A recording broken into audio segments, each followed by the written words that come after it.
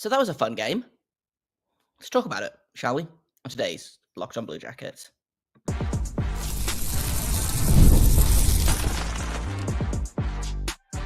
You're Locked on Blue Jackets, your daily podcast on the Columbus Blue Jackets, part of the Locked on Podcast Network, your team every day. Hello, and welcome to Locked on Blue Jackets, part of the Locked on Podcast Network, your team every day. I am, as always, your host, Jay Foster, here to give you the good, the bad, and the ugly about your favourite team and mine at the Columbus Blue Jackets. Before we get things started, I want to thank everyone for making this your first listen of the day every single day. Locked on Blue Jackets is free and available on all podcast platforms and over on YouTube. Now, I wasn't going to go live, but I felt like that game deserves some yelling about it, let's be honest. So, before we get started, 3 comments, questions, etc. in the chat. Please feel free. Like, if you have questions about the game, about the upcoming schedule, about how much of a gamer Jet Greaves is, all of that good stuff, we'll do that in the third segment of the show, because I am very stupid and can only do one thing at a time, and that includes I can't talk and read at the same time. So, throw your questions and etc. in the chat, and I will get to them probably in about 20 minutes. But first, I want to talk about Jet Greaves. That's probably going to be most of this episode, if I'm being honest. I want to talk about some other stuff as well, but I want to start off by just talking a little bit about Jet Greaves. And I talked about him in yesterday's episode, I believe. I talked about him on Twitter as well. I've talked about him kind of all season long, but just as a reminder, if you guys aren't everydayers, then Jet Greaves was not drafted by the Columbus Blue Jackets. The Columbus Blue Jackets, back in 2021, needed a goalie for the Traverse City tournament because the only eligible goalie they had was Daniil Tarasov, who was not going to be over in time from Russia. So they went out. They needed a goalie. I learned yesterday that they found out about Jet Greaves because his agent basically asked the goaltending coach at the time, Manny Legacy, if he would take a look at his client, Greaves. And so the Blue Jackets, I guess, were like, yeah, why not? We need a goalie. Sign him to an ATO, throw him in the... I don't even think they need to sign him to an ATO for the Traverse City tournament. Just, like, throw him in there, see how he does. And the Blue Jackets went 4-0 in that Traverse City tournament. I don't believe Jet Greaves played in all 4 games, but he played, I want to say, in at least 3 of them. Managed to sign a pro contract off the back of that. And this also, by the way, was immediately after the season where the OHL didn't run. So there was no OHL hockey that year because of COVID.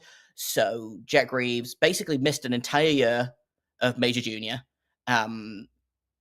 walked into the Monsters, was supposed to be the backup that year behind Daniil Tarasov. The Blue Jackets had goalie issues and goalie injuries because they always do. So he ended up playing a bunch of hockey in his rookie season with the Monsters. Tarasov goes up when Korpisalo gets traded. And suddenly, Jet Greaves is the starting goalie for the Cleveland Monsters at the age of, 22, 23, 22, I think. Signed his ELC with the Blue Jackets later that season.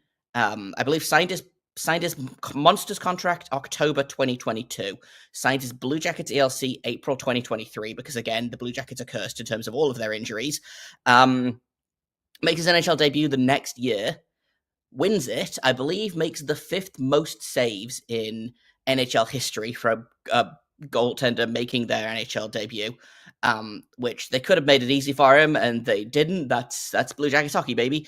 And since then, he's just gone up and up and up, right? And it feels like, at this point, at what point does the size stop being an issue, right? At what point do you, and I had this thought during the game, and I'm not comparing these 2 players directly. I'm not going to do it. I know that's what's going to happen, but UC Saros is 5'11", and has had a rough season this year, but for the most part has been one of the more underrated goalies in the NHL for the past 4 seasons, maybe 4 or 5 seasons. Basically walked into the starting role after Pecorine retired in Nashville, and has been excellent for the Predators since then. Can the Blue Jackets get that kind of performance out of Jet Greaves? Maybe.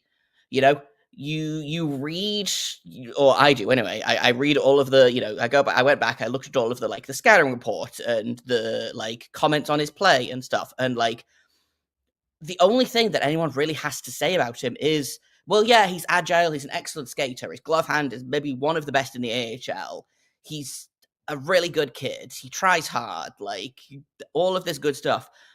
But he's only 6 foot tall, and like again, 6 foot seems generous because I've stood next to Jet Greaves in street clothes, and we are about the same height, and I am not 6 foot tall. I'll tell you that.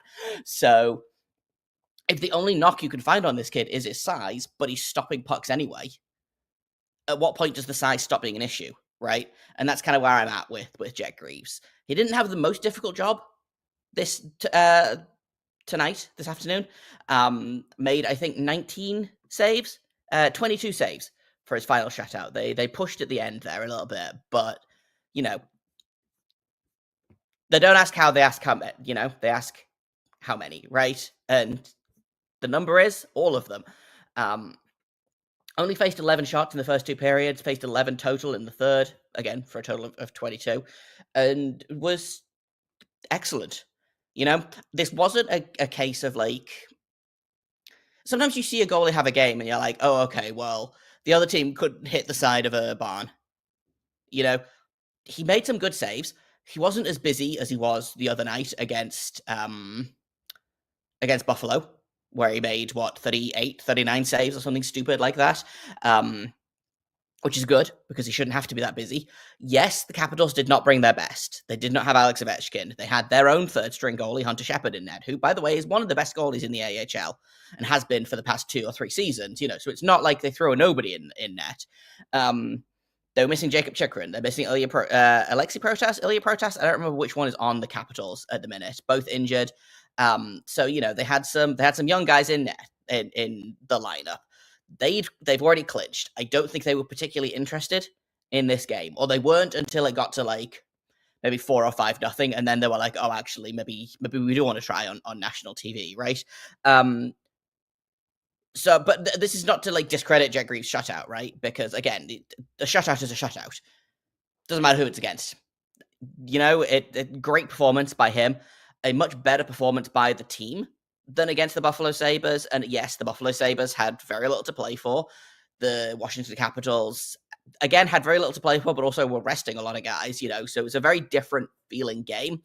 The Blue Jackets, I asked this question, I want to say on yesterday's podcast, I think, like the difference between too desperate and just desperate enough, right?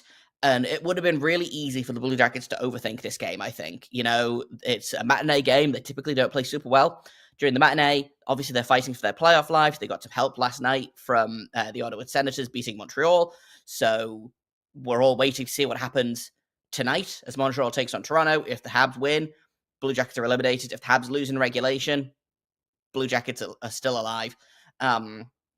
I think if the Habs lose in overtime, the Blue Jackets are still technically alive, but then we will have to rely on them losing in regulation to Chicago, which doesn't seem super likely. So, just a great performance by Jet Greaves, but also by just a ton of the players. And again, it would have been really easy for them to, I think, grip their sticks too tight and overthink it and fall apart, you know, and we've seen that happen. Not a lot this season, but we've seen it happen before, right? If you go in and you're like, oh, this has to be a must-win game. You know, I'm thinking about those 2 games against the Devils at the what was it, like halfway through March, end of March, the 2 games against the Rangers around that time as well. Like those were games that they needed to show up for, and they either showed up too much and got too desperate and didn't make it work, or they didn't show up at all, right? They showed up tonight. Adam Fantilli has 27 goals on the season now. He might hit 30. Like, he's at 50 points on the season, which I believe is the 4th Blue Jacket to hit that mark, 5th Blue Jacket to hit that mark. Kent Johnson, another excellent game from Kent Johnson. That goal from him, incredible. James Van Riemsdyk, Gordie Howe, like that line was the best line, if you ask me. Just the Blue Jackets they did everything that they needed to do. You know, great to see Cole Sillinger get a goal, as he hasn't scored in like 15 games. Just they did, like what I keep going back to is that they did what they needed to do. The question becomes, what happens in tomorrow's game, right? Because there are a handful of things that happened in this game that make me not worried necessarily, but I have some questions about how tomorrow night's game is going to go. Because it's against Washington again. It's at 6 p.m. in Washington. They're probably going to have some guys back in the lineup. Let's talk about that in just a second on Locked On Blue Jackets.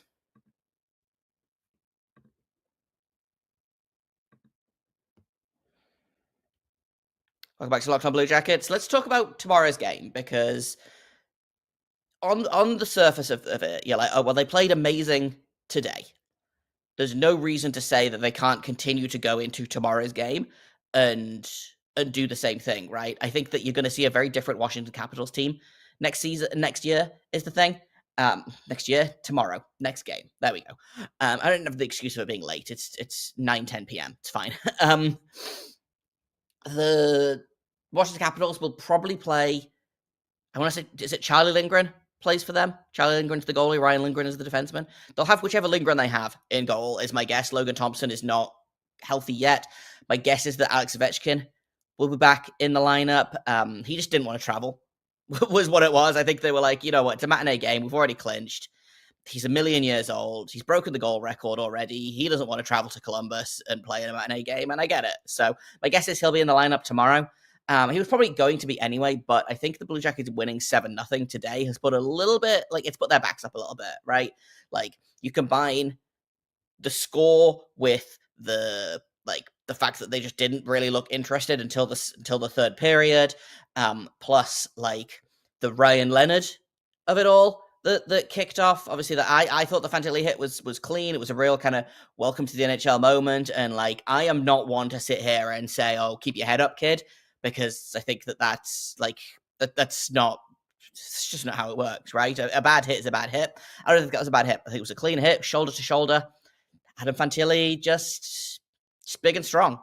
Like, that's what it is. Obviously, that kind of kicked everything off. Corrali fought later in the game. Tom Wilson got up to some shenanigans. James Van Riemsdyk dropping the gloves, which was really funny. I think all of this is probably going to add up to some fireworks in tomorrow's game. They kind of kicked off a little bit at the end of this game. Obviously, Voronkov and Dubois mixed it up with each other, which led to an extremely hilarious moment of the referee telling Dmitry Voronkov that he's got a penalty, and Voronkov just like smiling and nodding, essentially, and then going back to the bench and then not saying anything to anyone because his English wasn't good enough, I guess, to understand what the referee was saying. So he went back to the bench and was like, oh, everything's fine. And then they put him out on the next shift. The refs are like, wait a minute. We put you in timeout. What's going on here? And then they had to. It was so funny. Dean Everson is furious on the bench that no one told him that Voronkov has a penalty, and all of the players in front of him just cracking up. It was so funny. Like, of all of the moments in that game, and there was a lot of like insane moments in that game, like Denton Matejchuk scoring that goal but banking it off the linesman, which meant it doesn't count. Like, I don't think I've ever seen a player get called for a penalty and then get back on the ice. I don't think I've ever seen a legal player in an NHL game, and I've been watching the NHL for a long time, right? So funny. But obviously, that got mixed up. I think Trevor Van Riemsdyk was involved in that scuffle as well. I think Tom Wilson was there, Mathieu Olivier was there. Like, I would be very surprised if those two don't go tomorrow, because that just kind of feels like, do I think Tom Wilson wants that smoke? Not necessarily, but it might happen again. Lots of fireworks tonight that I think are probably they're going to seethe on the plane back to Washington. The Blue Jackets are probably going to be waiting for it. I think Adam Fantilli is going to have to keep his head up tomorrow. Not that I think they're going to target him necessarily, but I think the hit that he made on Leonard, I think, is probably going to have people paying attention. Which means that probably you should give him not a babysitter necessarily, but Erica Branson's going to have to be on standby to like basically grab him by the back of the neck and yoink him out of any scrums that he gets into, because frankly, that's Erica Branson's only job right now, is to make sure that Adam Fantilli does not break his hand trying to fight someone, even though Adam Fantilli really, really wants to fight someone sometimes.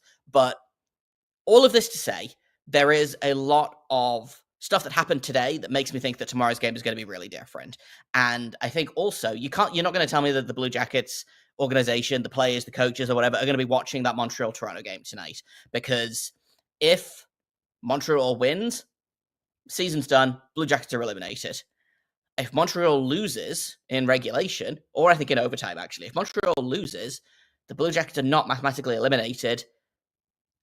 then it gets interesting. Then tomorrow's game becomes, well, if we win, then they're 2 points behind. That I believe they're now I believe now they're 4 points behind Montreal. Which let me pull up the standings real quick, which I don't have. So scratch that off your bingo card. They are currently okay. So they're 4 points back right now with the same number of games played. Montreal can finish it out with 85 points. No, 83 points. Montreal can finish out with 93 points. I could listen. I'm doing so good. I'm doing my best. Montreal can max out at 93 points. The Blue Jackets can max out at 88 points. 89 points, I believe. The Montreal Canadiens have 3 games left. They need to lose all 3 for the Blue Jackets to have a chance. Blue Jackets need to win all 3 of their games. Because again, they have the tiebreaker. They've got the regulation or overtime win tiebreaker. They've got 37 regulation or overtime wins. The Blue Jackets only have 31. So they can't catch them. They need to beat them in points. Columbus Blue Jackets can get a maximum of 89 points. Montreal Canadiens currently sitting on 87. So I will take an overtime loss tonight. Blue Jackets are still alive. If the Canadiens win tonight, the Blue Jackets are done. Doesn't matter if it's in regulation or overtime. If the Canadiens win tonight, Blue Jackets are done. That's going to depend on what they do next, like in the next game as well, I think, because what do you do with the goaltending? We're going to circle back around to Jet Greaves for a minute here. Elvis is injured. I suspect concussed. They've just said it's upper body officially, but my guess is it's probably related to the 2 headshots that he took against the Senators on Sunday, and then he took another one on Tuesday again against the Senators, I believe. So Elvis, I don't know that we see Elvis again in the regular season. Do you start Jet Greaves tomorrow? There's only a handful of games left in the regular season. Blue Jackets play tomorrow, and then they play on Tuesday, I think, and then they play on Thursday, and that's it. That's the end. That's the end of the games, like the end of the regular season, right? If there was more time left, I would be more worried about playing a goalie that much. But Jet did not have a particularly difficult game tonight. He only faced 22 shots. The game doesn't start for another 26 hours as of time of recording this. They're going to get to Washington early. He's going to get a good night's sleep. Like, there's lots of rest time. Do you start Jet Greaves tomorrow? Or do you start Daniil Tarasov? If your season's on the line, which goalie do you start? Because, frankly, I think I start Jet Greaves. I really do. He played back-to-back he played on Wednesday night, I believe. Drove to Columbus the next morning. Played Thursday night. Yesterday off. Played today. Do you play him tomorrow? And hope that it's enough? I think I do. I think I have more faith in a tired Jet Greaves right now than a rested Daniil Tarasov, which kind of sucks because I really, really liked Tarasov's game, and I thought he had a ton of potential coming into the season, and a combination of underperforming and also I think mismanagement by the Blue Jackets means that now I'm sitting here and I'm like, yeah, Jet Greaves has to play back-to-back games for this team to have a chance. Obviously, if the Canadiens win tonight, then it's all kind of moot. I think if the Canadiens win tonight, Tarasov probably starts tomorrow. But if the Blue Jackets are still alive when I wake up tomorrow morning, you've got to think that Greaves is in that starter's net tomorrow, right?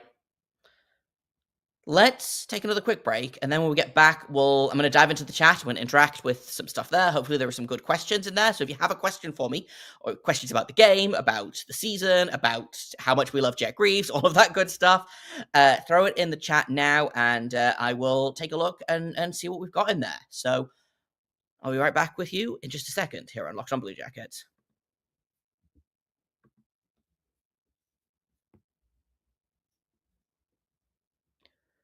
Welcome back to Locked On Blue Jackets. Let's talk about tomorrow's game again a little bit more.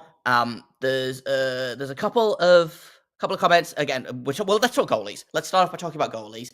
Andy Maines, you got to play Jet tomorrow. Must-win game. Elvis is injured. Tarasov will be rusty as always. I agree. Again, depending on what the Canadians do. That being said, again, follow up from Andy Maines. Is it safe to say the Caps will have a different goalie in net tomorrow? Yes. I am almost 100% sure that they will play Charlie Lindgren tomorrow. Logan Thompson, I believe, has been their starter, and he's been very good for them. Injured right now. Charlie Lindgren has also been very good for them. I think this really was a case of, well, let's rest Lindgren. Let's see what you've got in Shepard, who, again, has been one of the best AHL goalies. Like, for my money, in the last 3 seasons, your best AHL goalies are Hunter Shepard and Dustin Wolf and Yaroslav Askarov. Like, those are your top 3 AHL goalies, with Jared Greaves coming in a very close 4th. And honestly, I could make an argument to put Jared Greaves in the top 3, honestly. But Hunter Shepard, excellent AHL goalie. I am unsurprised that they wanted to, like, A, reward him with a start, and B, rest Lindgren, who will be playing tomorrow. If I can pull up the Washington Capitals goalie stats for just a second. Okay, Logan Thompson has a 910 save percentage. He's injured. Charlie Lindgren only has an 896 save percentage, which has surprised me because I thought he was doing much better. He's had kind of a rough go of things. He hasn't had a game above a 900 save percentage since March 20th, when he had a 964 against Philadelphia. He's had 6 straight games with a below 900 save percentage. The best of those being the April 2nd game against the Carolina Hurricanes, where I believe Logan Thompson left that game 20 minutes in, with an injury. Made 19 of 21 saves for an 895. That's been his best game, basically, in the past month and a bit, or like the last 3 weeks, let's say. They're gonna play Lindgren, who is struggling at the minute, but is probably a better option than Hunter Shepard. Again, you're gonna have other guys back in the lineup, but you can't play it like, oh, well, they're gonna have a better goalie, so we have to, like, scramble and panic, right? Greaves was excellent tonight. He was excellent on Thursday against the Sabres. If he wants to go, let him go, right? Dino Weinheimer coming in. Jet is one of the give me all the starts types. I agree. He, again, is a goalie that plays better the more he plays, right? And I want to say he probably, not this season because he's been up and down a lot, but if I can pull up the AHL goalie stats real quick, my guess is he is up there in, like, minutes played for goalies this season. He is currently 6th in the AHL in minutes played right now. He's played in 40 games. He's got 21 wins, got a 920 save percentage. The only goalies that have played more minutes than him, Devin Cooley in Calgary, who's played about 200 minutes more, Matthew Murray in Milwaukee, Matt Villalta in Tucson, Devin Levi in Rochester, and Olivier Rodrigue, I believe, in Bakersfield, have all played more than Greaves, but not by much, right? He plays a lot of hockey, and I think he loves it. So I think, just play Greaves. Go with it. Another question from Dino Weinheimer. Thoughts on the Vronkov situation? Loved the memes coming out of it. Again, I thought it was hysterical. I do think that this is probably an error on the part of the officials, because yes, you've told the player that he's got a penalty. I think you are, like, as an official, you are then obligated to go to the bench and say, hey, this player has this penalty, this player has this penalty, this player has this penalty. You can't trust the players to go back to the bench and be like, oh yeah, I got this, like, I don't know whether it was, again, lost in translation with Voronkov. That's what I've heard that it is. But if you as a referee are not going up to the Columbus bench and saying, okay, Voronkov has a 10-minute misconduct, he's out of the game, like, send him down the tunnel, Like that feels like it's your fault, right? Yes, Voronkov like nodded and looked like he understood, and probably did understand a little bit more than a lot of people think, but it's your job as a referee to make sure that the bench knows what's going on. Um, so like, here's the thing: Everson wouldn't have sent him out on purpose, right? They're not like Everson would not like try to sneak him onto the ice. They got a penalty for it. This is not a case of them being like they're up 7-0 at that point, like or 6-0, whatever it was. They're not going to sit there and be like, man, let's try and sneak Voronkov out there because, like, I don't know, it makes no sense to me. I think it's hilarious. I think it's so funny. It's not Voronkov's fault. It's not Everson's fault. It's a miscommunication with the referees, but I do think it's genuinely hysterical. Andy wants to, Z-Man Jace, just throwing it out there, the national broadcast is pretty terrible. The national broadcast love to say the word shutout. I think they said it about 5 or 6 times during the game, and every single time, like, I'm not superstitious. I'm genuinely not superstitious. Jinxes aren't real. You can't, like, change the outcome of a game by saying something or doing something or whatever. Like, I do hate when they say shutout during a game while the game is still happening. Like, stop it. Stop tempting fate. I know that you want the Caps to win because that's why everyone's here, but like, stop it.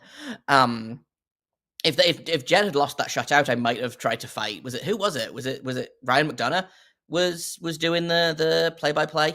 I would have flown to Columbus and tried to fight him. Not really, but like I would have been so annoyed. The national broadcast was fine. There are worse national broadcasts. I do miss Steve and Jody, especially Jody, because I'm sure Jody would have been just thrilled to be in the middle of like all of the shenanigans that were happening. I'm sure he was like, I don't know if he was at the game or watching from home or whatever, but like I'm sure he was watching the TV and being like, man, I wish I could be in my little home between the benches because I am sure there were some things being said that were extremely not relayable to the actual broadcast. But I'm sure he was really annoyed. The Blue Jackets have a really good play-by-play team. It's a shame that it's always disappointing when they're not there to do the games. You know, I think the national broadcasts, there are some good guys, there are some guys that are not so good. Could have been worse. We could have had John Buccigross on the call. So, you know, I'll take Ferraro and McDonough over Buccigross and whoever. I will be excited to have Jody and Steve back tomorrow night, though. One final thing. Andy wants to know if he should scoreboard watch tonight or just go see the Minecraft movie and let whatever happens happen since I can't control it anyway. I mean, I don't know that I could in good conscience recommend someone going to see the Minecraft movie unless you have small children, in which case go nuts. But yeah, you can't control it. I'm not going to be watching the game. Hopefully I'm going to be asleep during the game because I slept through the Senators Montreal game and woke up to some good news. So I think that's what I'm going to do because the game starts at midnight for me. But if you want to watch the game, go for it. I don't know that in good conscience, like, you either have to watch the Maple Leafs or you have to watch the Minecraft movie, and like, are those things equally terrible? Maybe. But this was a fun game. Let's see if we can do it again tomorrow, right? Play until the whistle. Play until you're eliminated. See what happens tonight. Figure it out from there. A week ago, if we'd said, "Oh, we're right on the cusp of being back in it," I think people would laugh, right? If a week ago I was like, no, they're going to put together 2 great games and they're going to win. They had 3 wins in a row now, like, and they're going to get a shutout against the Washington Capitals. Like, I would laugh in past me's face, right? Or in future me's face. I lost control of my metaphor there, but it's fun. Let's just have fun, right? If the Habs win tonight, they win tonight. If not, let's have some fun tomorrow. See how it goes. That's all I've got for today. Tomorrow, there's not going to be an episode tomorrow. We'll be back on Monday. We'll talk about tomorrow's game against the Capitals. Hopefully, we'll talk more about the good than the bad and the ugly. We are all crossing our fingers. We are all cheering for the Maple Leafs tonight, as bad as that sounds to say. I've been Jay Foster, your host. You can find me at Twitter @_Jacob Foster, JAKOBFORSTER. You can find me on Twitter or you can find the show on Twitter, I should say, at LO_Blue Jacket. Thank you very much for listening, for continuing to listen, for coming to hang out in the chat, for asking questions, for interacting, for being one of my wonderful everydayers. Like, I do this because you guys want me to do it. So glad that you guys are having fun. Let's finish the season strong, right? They won a game tonight. Let's go and win a game tomorrow. I know that we have no power over this, but maybe if we like all think really, really hard and manifest, we can make it work. But either way, I'll be back on Monday with more Locked On Blue Jackets for you all to enjoy. Thank you once again for listening. And until Monday, make sure you stay locked on.